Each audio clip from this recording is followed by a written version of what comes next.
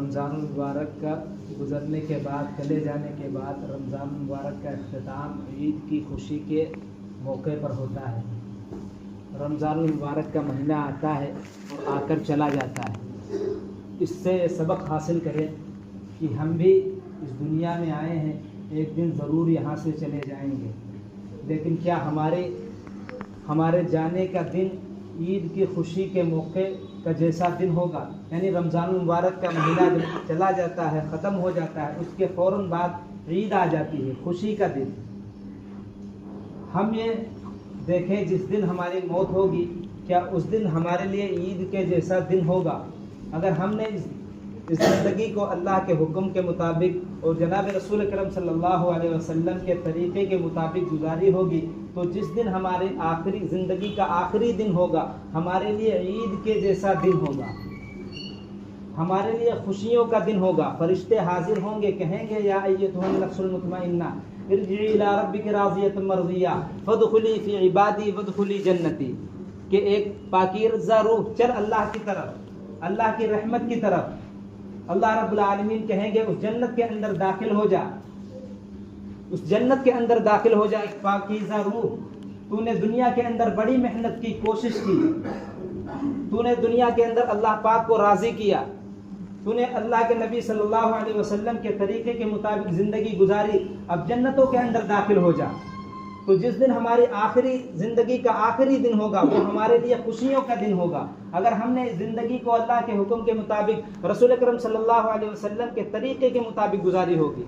لیکن آج ہم سمجھتے ہیں کہ رمضان المبارک کا مہینہ چلا گیا، ہم آزاد ہو چکے ہیں، جو چاہے کریں، جو چاہے دل میں آئے، جو چاہے ہم کریں۔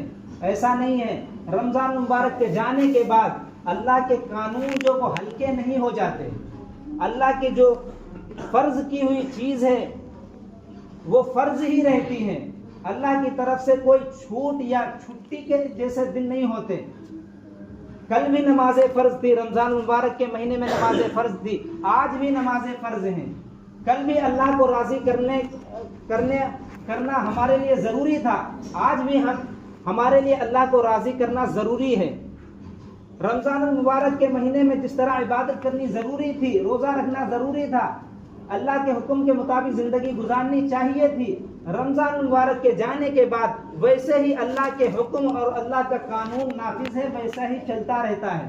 لیکن ہم یہ سمجھتے ہیں کہ رمضان المبارک کا مہینہ گزر چکا، ہم آزاد ہو چکے ہیں۔ رمضان المبارک گزرنے کے بعد، چلے جانے کے بعد ہم آزاد نہیں ہوتے، ہم آزاد نہیں ہوتے، آزاد تو شیطان ہوتا ہے۔ اللہ رب العالمین شیطان کو رمضان المبارک کے مہینے میں قید کر دیتے ہیں، جیسے ہی رمضان المبارک کا مہینہ گزر جاتا ہے وہ آزاد ہو جاتا ہے۔ ہم آزاد نہیں ہیں۔ ہمارے لیے کل بھی ضروری تھا اللہ کے احکام کے مطابق زندگی گزارے، آج بھی ہمارے لیے ضروری ہے کہ اللہ کی نافرمانی نہ کرے۔ جس طرح ہم نے رمضان المبارک کے مہینے میں مسجدوں کو آباد کیا ہے، جس طرح ہم نے رمضان المبارک کے مہینے میں اللہ کے حکم کے مطابق زندگی گزاری ہے، اصل امتحان تو اب شروع ہوتا ہے۔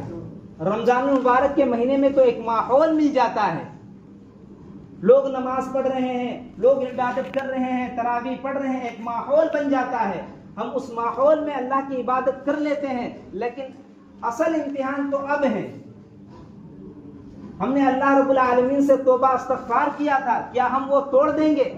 ہم نے اللہ سے رمضان مبارک کے مہینے میں وعدہ کیا تھا، اے اللہ ہم آپ کی نافرمانی نہیں کریں گے، کیا رمضان گزرنے کے بعد ہم وہ وعدہ توڑ دیں گے؟ اللہ کی قسم، اگر ہم نے وہ وعدہ توڑ دیا جو رمضان مبارک کے مہینے میں ہم نے اللہ رب العالمین سے کیا ہے، نماز میں، تراویح کی نمازوں میں، نفل میں اور روزہ رکھنے میں، اللہ کی قسم ہمیں رمضان مبارک کا پھر کیا فائدہ ہوگا؟ ہم نے ایک مہینہ اللہ رب العالمین کی عبادت کی، ریاضت کی، تلاوت کی، رسول اکرم صلی اللہ علیہ وسلم کے طریقے مطابق زندگی گزاری، اگر ہم وہ وعدہ توڑ رہے ہیں، اللہ کی قسم رمضان مبارک سے ہمارا کوئی فائدہ نہیں نکلے گا۔ رمضان مبارک کا مہینہ اسی لیے آتا ہے کہ بندہ خود کو بدل لے، ایک ٹریننگ کا مہینہ ہوتا ہے، ایک ٹریننگ کا مہینہ اب چلا گیا۔ اب ہمیں چاہیے کہ اس مہینے میں ہم اللہ رب العالمین نے ہمارے گناہوں کو دھو دیا تھا، پاک اور صاف کر دیا تھا، اب ہمیں چاہیے کہ گناہوں سے بچیں۔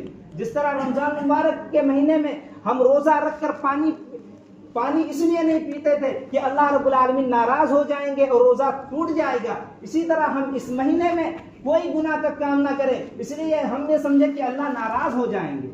جب ہم یہ زندگی اللہ کے حکم کے مطابق اور رسول اکرم صلی اللہ علیہ وسلم کے طریقے کے مطابق ہوگی، جس طرح رمضان مبارک کے جانے کے بعد فوراً عید آ جاتی ہے، ایسے ہی ہمیں مرنے کے بعد فوراً ہمارا دن جو ہوگا عید کے جیسا دن ہوگا۔ اس لیے فرشتے آئیں گے، خوشخبری دیں گے، اللہ کے رضا کا پروانہ دیں گے، جنتوں کو دکھائیں گے، اور قبر کے اندر جو ہماری قبر ہے جنت کا باغ بنیں گے، فرشتے خوشخبریاں سنائیں گے۔ اگر ہم نے اس زندگی کو اللہ کے حکم کے مطابق گزاری ہوگی، ہم یہ سمجھے کہ رمضان مبارک کا ایک مہینہ جو ملا تھا ٹریننگ کا مہینہ ملا تھا، اب جو یہ 11 مہینے ہیں اس میں بھی ہم اللہ کے حکم کے مطابق زندگی گزاریں گے، اللہ کے نبی صلی اللہ علیہ وسلم کے طریقے کے مطابق زندگی گزاریں گے۔ جس طرح رمضان مبارک کے مہینے میں ہم گناہوں سے دور رہیں، خیانت سے دور رہیں، دھوکے سے دور رہیں، جھوٹ سے دور رہیں، ہم اس مہینے میں بھی جھوٹ سے دور رہیں گے اور حرام مال کمانے سے دور رہیں گے، جائز طریقے ہم اختیار کریں گے۔ یہ اللہ کا حکم ہے، اللہ کا دین ہے، اللہ کی شریعت ہے۔ اللہ کی شریعت جس طرح اللہ رب العالمین چاہتے ہیں ویسے ہم زندگی گزاریں۔ قرآن مجید میں اللہ رب العالمین فرماتے ہیں یا ایھا الذین آمنوا ادخلوا فی السلم کافہ ولا تتبعوا خطوات الشیطان، اے انسانوں، اے مسلمانوں، اللہ کے دین کے پورے کے پورے دین کے اندر داخل ہو جاؤ، پورے کے پورے دین کے اندر داخل ہو جاؤ۔ فی السلم کافہ ولا تتبعوا خطوات الشیطان، شیطان کے نقش قدم پر نہ چلو، شیطان تو ہمارا کھلا دشمن ہے۔ رمضان مبارک کے جانے کے بعد جب شیطان آزاد ہوتا ہے، جس طرح سانپ فڑفڑاتا ہے، زخمی ہو جاتا ہے، اسی طرح شیطان بھی اپنا زور لگاتا ہے، فنکارتا ہوا اور ڈستا ہوا یہ کوشش کرتا ہے کہ بندوں کے اعمال خراب کر دیں، بندوں نے جو اللہ سے توبہ کی ہے توبہ توڑ دیں۔ شیطان اب آزاد ہو چکا ہے، شیطان ہمیں ابھارے گا گناہوں پر، شیطان ہمیں ابھارے گا گناہ کے کام کرنے میں۔ شیطان چاہے گا کہ یہ نمازیں نہ پڑھیں، روزہ نہ رکھے، زکوٰۃ نہ دیں، اللہ کے احکام پورے نہ کریں، شیطان یہ چاہتا ہے۔ اس لیے شیطان ہمارا کھلا دشمن اللہ رب العالمین نے قرآن مجید کے اندر فرمایا ہے۔ اس لیے ہمیں چاہیے کہ رمضان مبارک کا مہینہ گزر چکا ہے، اب یہ جو 11 مہینے ہیں اس میں بھی اسی طریقے سے اللہ کی عبادت کریں گے، ہم مسجدوں کو خالی نہیں کریں گے۔ یہ ہمارے عبادتوں کا مہینہ رمضان مبارک چلا گئے، اب یہ نہ سمجھیں کہ اللہ کے احکام ہلکے ہو گئے، اللہ کے احکام کل بھی فرض تھے، رمضان مبارک کے بعد بھی فرض ہی رہیں گے۔ جس طرح رمضان میں نماز چھوڑنے کا گناہ تھا، اسی طرح اب ہم نمازیں اگر چھوڑیں گے اتنا ہی گناہ ہوگا، کم زیادہ نہیں ہوتا۔